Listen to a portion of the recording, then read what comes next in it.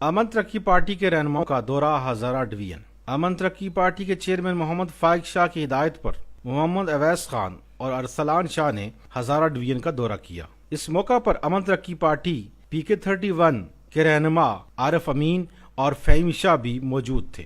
محمد اویس خان نے اور ارسلان شاہ نے مرکز کی ہدایت کے مطابق پارٹی کی دعوت اور تنظیم سازی کے لیے بریفنگ دی۔ متعدد افراد کو دعوتی لٹریچر تقسیم کیا جبکہ تنظیمی ذمہ داریاں بھی دیں۔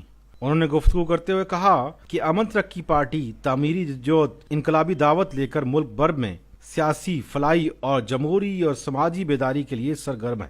امن ترقی پارٹی کی قیادت اور دعوت بے مثال معاشرے کی تشکیل اور حقیقی تبدیلی کے لیے اہم کردار ادا کرے گی۔ چیئرمین امن ترقی پارٹی محمد فائق شاہ نے ہزارہ کی غیور عوام کو خراج تحسین پیش کیا جنہوں نے اس انقلابی دعوت میں امن ترقی پارٹی کا بھرپور ساتھ دینے کا عزم کیا۔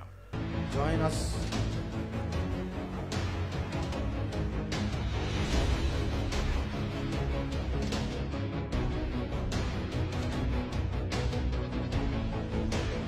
امن ترقی پارٹی